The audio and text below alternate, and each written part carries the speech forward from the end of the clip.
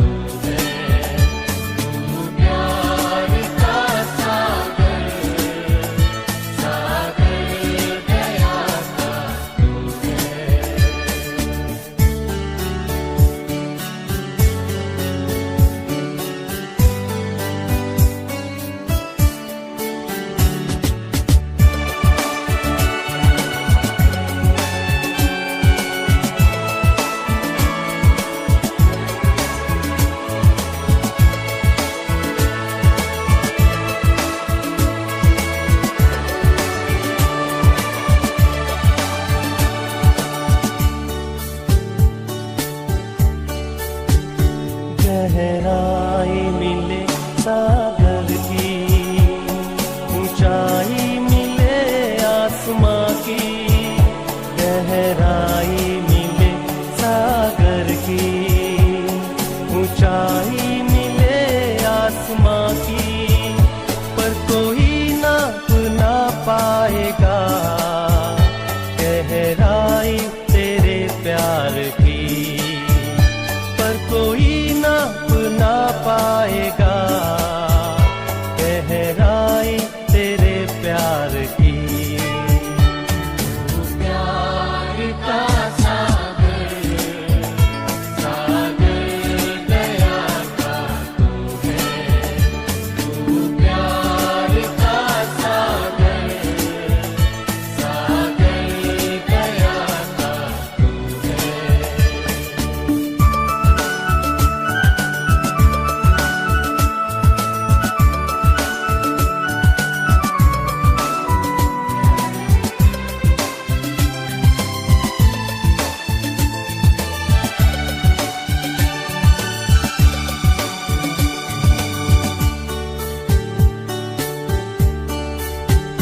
परमेश्वर होने पर भी तू मानव रूप धारण किया। परमेश्वर होने पर भी तू मानव रूप धारण किया। प्रभु तेरे किसी प्यार ने हमको दीवाना बनाया। प्रभु तेरे किसी प्यार ने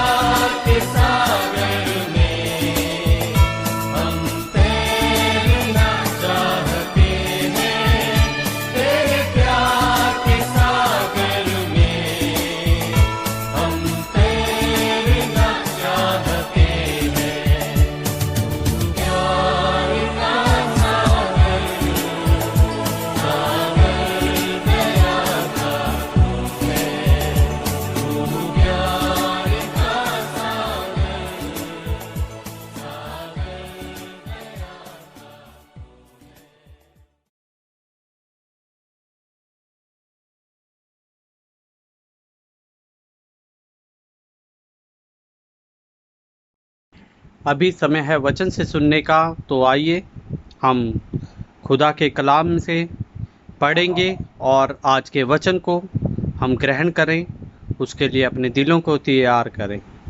इस समय हम प्रार्थना के साथ परमेश्वर के वचन को ग्रहण करें।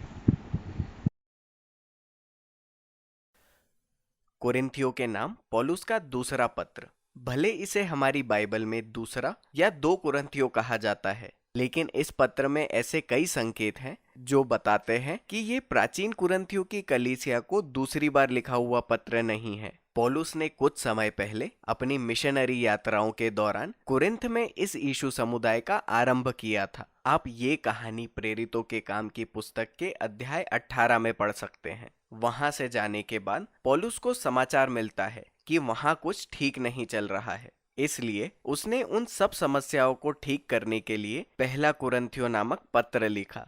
और ऐसा जान पड़ता है कि कलीसिया में कई लोगों ने उस पत्र में लिखी पौलुस की शिक्षाओं को खारिज कर उसके अधिकार के खिलाफ विरोध किया। और इसलिए हम इस पत्र से सीखते हैं कि पौलुस ने व्यक्तिगत रूप से इस विषय में जांच की, जिसे वो दुखदायी मुलाकात बताता है। और उसके बाद उसने एक पत्र भेजा जिसे वो कहता है कि उसने ये बड़ी वेदना और आंसुओं के साथ लिखा है। और इसलिए इन सभी उपायों के बाद ज्यादातर कुरिन्थ के लोगों को अपने अहंकार का एहसास हुआ और उन्होंने पौलुस से क्षमा मांगी। वो समाधान करना चाहते थे, इसलिए पौलुस ने अपने प्रेम और वचनबद्धता का विश्वास दिलाने के लिए ये पत्र लिखा था। इस पत्र की रचना 3 मुख्य खंडों में हुई है। प्रत्येक खंड एक विशेष विषय को दर्शाता है, इसलिए पौलुस पहले कुरिन्थियों से मेल मिलाप करता है। फिर अध्याय 8 और 9 में वो भुला दी गई उदारता के बारे में चर्चा करता है। और अंतिम अध्यायों में पौलुस ने शेष कुरिन्थियों को चुनौती दी जो अब भी उसे अस्वीकार करते हैं। आइए हम गहराई में जाकर देखें कि ये सब कैसे होता है। पौलुस प्रारंभ में दयालु और करुणामय परमेश्वर का धन्यवाद करता है, जिन्होंने उसे तथा कुरिन्थियों को विभाजन और विवाद के समय शांति और प्रोत्साहन दिया। वो स्वीकार करता है कि उसकी दुखदायी मुलाकात के बाद चीजें तनावपूर्ण रही है, और वो स्पष्ट करता है कि उसने उन्हें क्षमा कर दिया और वो एक ईमानदार और पारदर्शी संबंध चाहता है। लेकिन उन्होंने पौलुस को पहली बार अस्वीकार क्यों किया था? बाद में हम इस पत्र में देखते हैं कि कुरिन्थियों ने पौलुस को एक अगुवे के रूप में स्वीकार नहीं किया था। वो गरीब था और कड़ी मेहनत से अपनी जीविका चलाता था। वो लगातार अत्याचार और दुख सह रहा था। उसे अक्सर बेघर होना पड़ा। ऊपर से वो ज्यादा प्रभावशाली वक्ता भी नहीं था। इसलिए जब कुरिन्थियों का सामना अमीर प्रभावशाली मसीहियों अगुवों से हुआ तो उन्होंने पौलुस के बारे में सोचना कम कर दिया। उन्हें वास्तव में उससे शर्म आने लगी। पौलुस पहले ये कहता है कि वो इन अगुवों को केवल उनकी दौलत और बोलने की चतुराई के कारण ऊंचा उठा रहे हैं, जो यीशु के साथ विश्वासघात है। ये पूरी तरह से एक विकृत सामाजिक प्रणाली को दिखाता है। पौलुस कहता है कि सच्ची मसीही अगुवाई स्वयं की प्रतिष्ठा या स्थिति के विषय में नहीं है। पौलुस अपने और अन्य प्रेरितों के विषय में कहता है कि वो यीशु के बंदी दास है, जो जय के उत्सव में उनकी अगुवाई करते हैं। पौलुस का काम प्रभावशाली बनना नहीं था, बल्कि लोगों को यीशु की ओर लाना था। उसके बाद वो कुरिन्थियों की नई मांग की ओर संकेत करता है कि वो सिफारिश के कुछ पत्रों को उपलब्ध कराए, जिससे उसके अधिकार और विश्वसनीयता प्रमाणित हो। और ये पौलुस के लिए हास्यास्पद बात थी। उसने यदि कलीसिया प्रारंभ ना की होती तो उसका अस्तित्व ही ना होता। इसलिए वो कहता है कि वो ही उसकी सच्ची अगुवाई के प्रमाण और सिफारिश की पत्रियां हैं। वो दृढ़ता से यिर्मयाह और यहेजकेल के भविष्यद्वक्ताओं की बातों को ये कहते हुए रखता है कि परमेश्वर की आत्मा ने सिफारिश का पत्र उनके हृदयों पर अपनी नई वाचा के लोगों के होने के नाते लिख दिया है। कुरिन्थियों को इससे अधिक किसी प्रमाण की आवश्यकता नहीं है। अब नई वाचा का जिक्र। ये पौलुस को पुरानी वाचा नई वाचा की लंबी तुलना में ले जाता है। पुरानी वाचा परमेश्वर और इजराइल के बीच थी और मूसा ने उसकी मध्यस्थता की थी, और नई वाचा परमेश्वर और कुरिन्थियों के बीच हुई थी, जिसकी यीशु ने मध्यस्थता की थी। पुरानी वाचा सिय्योन पर्वत से बांधी गई, जो सच में महिमामय थी, जिसने स्वयं मूसा को परमेश्वर की महिमा से प्रकाशित कर दिया। परंतु वो महिमा धीरे धीरे मिटती चली गई। इस सच्चाई को ना भूलें कि उस वाचा की व्यवस्था वास्तव में इजराइल को परिवर्तित करने में प्रभावहीन रही। लेकिन तुलनात्मक रूप से नई वाचा और भी अधिक महिमामय थी, क्योंकि पुनरुत्थित यीशु स्वयं परमेश्वर की महिमा है और युगान युग जीवित है। और ये उनका आत्मा है जो अब लोगों को स्वयं यीशु की तरह अधिक विश्वास योग्य होने के लिए परिवर्तित कर रहा है। अब ये सब अद्भुत लगता है। मेरा मतलब है कि ऐसा कौन होगा जो परमेश्वर की महिमा में भागी ना होना चाहे। अब पौलुस आगे ये बताता है कि क्रूस के विरोधाभास ने कैसे कुरिन्थियों की महिमा और सफलता के विचारों को उलट कर रख दिया। आखिरकार राजा के रूप में यीशु का महिमामय उत्थान उनके दुख उठाने, क्रूस पर चढ़ने और मरने के द्वारा ही हुआ। क्रूस पर यीशु ने परमेश्वर के उद्धार को प्रकट किया और वो जगत के पापों के लिए मरे ताकि लोगों का परमेश्वर से मेल मिलाप हो सके।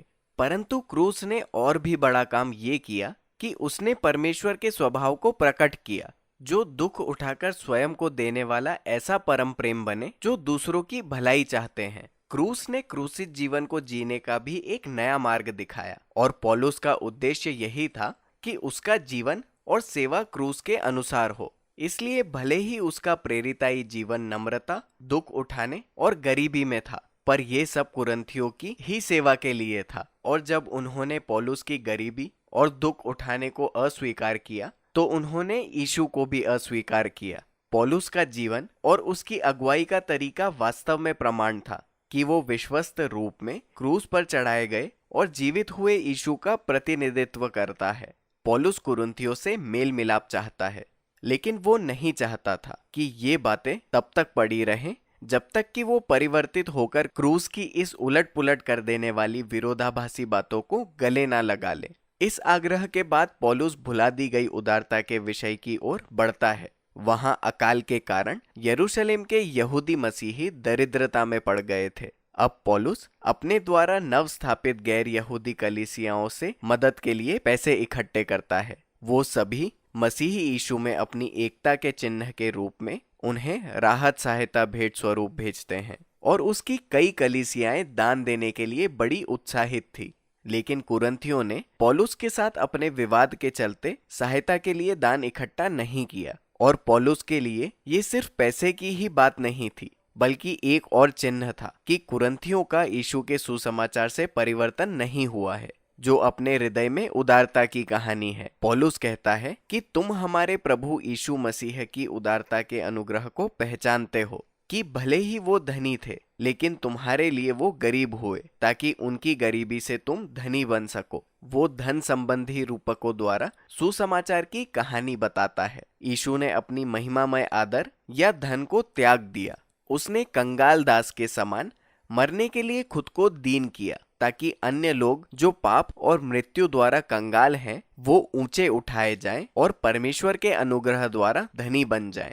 मसीही होने के लिए ये आवश्यक है कि ये बात आपके मन और हृदय में गहराई से बैठ जाए। ये आपको एक ऐसे व्यक्ति के रूप में बदल दे जो अधिक उदार है, जो दूसरों की सहायता के लिए अपना जीवन तथा साधन देने को तैयार है। पत्र के अंतिम भाग में पौलुस कुरिन्थियों के साथ के अपने विवाद के मुख्य कारण की ओर ध्यान देता है, जो अगुवों का समूह था, जिन्हें वो व्यंग्यात्मक रूप से बहुत बड़े प्रेरित कहता है। वो स्वयं को बढ़ावा देते हुए कुरिन्थ में आए और पौलुस के विषय में ये कहकर अटकलें लगाने लगे कि वो दरिद्र और असफल अगुआ है। स्वयं को बढ़ावा देने जैसी बात के जोखिम पर पौलुस कहता है, क्या ये लोग वास्तव में योग्यताओं की तुलना करना चाहते हैं? वो उन्हें पूरी तरह से चुप कर सकता था। क्या वो यहूदी बाइबल विशेषज्ञ है? हाँ, पौलुस भी है। वो एक फरीसी था। उसे संपूर्ण बाइबल कंठस्थ थी। क्या वो यीशु के विषय में अपने उत्तम ज्ञान की डिंगे मारेंगे?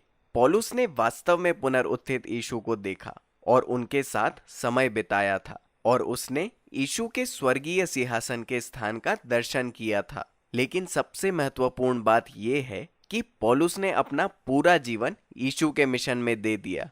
उसने अपना आराम और रहन सहन त्याग दिया और कभी भी कुरिन्थियों से पैसे की मदद नहीं मांगी। पौलुस अपनी जीविका खुद कमाता था। बड़े प्रेरितों के जैसे बहुत पैसों की मांग नहीं करता था। लेकिन पौलुस कहता है कि वो अपनी उपलब्धियों पर घमंड नहीं करता, क्योंकि एक मसीही के लिए ऐसी बातें मायने नहीं रखती है। इसके बदले वो इस बात पर घमंड करेगा कि वो कितना दुर्बल है, क्योंकि उसने अपनी इन्हीं दुर्बलताओं में यीशु के प्रेम और दया को पाया है, जबकि यीशु ने एक बार पौलुस से कहा था कि मेरा अनुग्रह तेरे लिए बहुत है, क्योंकि मेरी सामर्थ निर्बलताओं में सिद्ध होती है। पौलुस कुरिन्थियों को एक गंभीर चेतावनी देकर इस पत्र का अंत करता है। उन्हें स्वयं को जांचने की जरूरत थी। पौलुस के जीने के तरीके के प्रति उनकी घृणा और उन बड़े प्रेरितों के प्रति उनका प्रेम, ये इस बात को दर्शाता है कि वो बुनियादी स्तर पर यीशु को नहीं समझ पाए। वो यीशु के मन परिवर्तित अनुयायियों की तरह नहीं जी रहे हैं। इसलिए वो फिर से उन्हें यीशु के प्रेम के सम्मुख अपने आप को नम्र करने को कहता है। द्वितीय कुरिन्थियों ने हमें पौलुस के जीवन की एक झलक प्रदान की तथा यीशु के क्रूस द्वारा हमारे सामने विरोधाभास को भी प्रदर्शित किया। क्रूस हमारे मूल्यों और दुनिया देखने के नजरियों को चुनौती देता है। हम सफलता, शिक्षा और धन को महत्व देते हैं, लेकिन परमेश्वर नम्रता और दुर्बलता को महत्व देते हैं, क्योंकि यीशु के दुख उठाने, मृत्यु और पुनरुत्थान के द्वारा उनका प्रेम और सामर्थ्य जाना गया। क्रूस परमेश्वर के परिवर्तित करने वाले सामर्थ और पवित्र आत्मा की उपस्थिति का द्वार खोलता है, ताकि यीशु के अनुयायी उनके क्रूसित जीवन को अपना सके। कुरिन्थियों 2 में बस इतना ही। आइए हम प्रार्थना करें। प्रभु परमेश्वर, हम आपके चरणों में आते हैं। आप पवित्र हैं पिता परमेश्वर, और प्रभु आपने कहा है कि पवित्र बनो क्योंकि मैं पवित्र परमेश्वर हूँ। हाँ प्रभु, हम बड़े आदर के साथ आपकी पवित्रता को निहारते हैं प्रभु। और इस समय परमेश्वर हम विशेष करके प्रार्थना करते हैं ओ प्रभु, तमाम सेवकों के लिए जो विभिन्न संस्थाओं में, विभिन्न जगहों पर आपकी सेवकाई कर रहे हैं प्रभु। हम प्रार्थना करते हैं प्रभु, आपका अनुग्रह भरा हाथ उनके जीवन पर हो, और विशेषकर प्रभु आप उन्हें एक पवित्र जीवन जीने के लिए मदद करें परमेश्वर, ताकि प्रभु तेरी पवित्रता की छाप उनके जीवन में बनी रहे, और प्रभु वो आप में बढ़ें और आपके नाम की महिमा परमेश्वर हर एक सेवक के द्वारा हो। भारत के हर एक कोने में, अलग अलग जगह, जहां दूर दराज गांव में, जहां काफी समस्या हैं, दिक्कत हैं, प्रॉब्लम हैं, आपके सेवक जो सेवा कर रहे हैं खुदाबंद, हम उनको आपके हाथ में सौंपते हैं एंड प्रार्थना करते हैं प्रभु आपकी दया उनके जीवन में बनी रहे, ताकि वो पवित्रताई में, अनुग्रह में आगे बढ़ें और आपके नाम की महिमा होने वाली हो। प्रभु हम विशेषकर भारत की कलीसिया के लिए प्रार्थना करते हैं। कलीसिया हमारे देश में दिन प्रतिदिन आगे बढ़े और आपका राज्य कलीसिया के द्वारा इस धरती पर स्थापित होने वाला हो। प्रभु जी हम प्रार्थना करते हैं प्रभु, हम सब अपनी मर्जी से नहीं लेकिन तेरी मर्जी से इस दुनिया में चलने वाले हों और कलीसिया का विकास करने वाले हों परमेश्वर पिता। आज प्रभु लोग कलीसिया की ओर देखते हैं तो परमेश्वर कलीसिया इस दुनिया में आपको प्रस्तुत करती है परमेश्वर, और हम प्रार्थना करते हैं कि प्रभु होने दीजिए कि कलीसिया के द्वारा आपके राज्य की स्थापना इस दुनिया में होने वाली हो। प्रभु विशेषकर प्रभु हम प्रार्थना करते हैं ओ परमेश्वर सभी संस्थाओं के लिए, तमाम सामाजिक कार्य करने वाली संस्थाओं के लिए, ओ प्रभु जितने भी आपके वचन को बांटते हैं प्रभु उन सबको आप सामर्थ्य दें, और विशेषकर परमेश्वर पिता अपने वचन के आधार पर उनको जीवन जीने में मदद करें प्रभु। हाँ प्रभु, जब आप समस्या में थे, विशेषकर आप जब शैतान से बात कर रहे थे प्रभु, वो आपकी परीक्षा ले रहा था, तो आप कहते हैं मनुष्य केवल रोटी से नहीं लेकिन हर एक वचन जो परमेश्वर के मुख से निकलता है जीवित रहेगा। हाँ प्रभु मैं प्रार्थना करता हूं हर एक संस्था के लोग, हर एक समाज सेविक, हर एक व्यक्ति जो आपसे जुड़ा है परमेश्वर आपकी वचन की सामर्थ के अनुसार अपने जीवन को जीने वाला हो प्रभु। व्यक्तिगत तौर से, सामूहिक तौर से आपके वचन को मनन करे, और केवल मनन ही नहीं परमेश्वर, हम सब प्रभु आपके वचन के आधार पर अपने जीवन को जीने वाले हो जाएं प्रभु।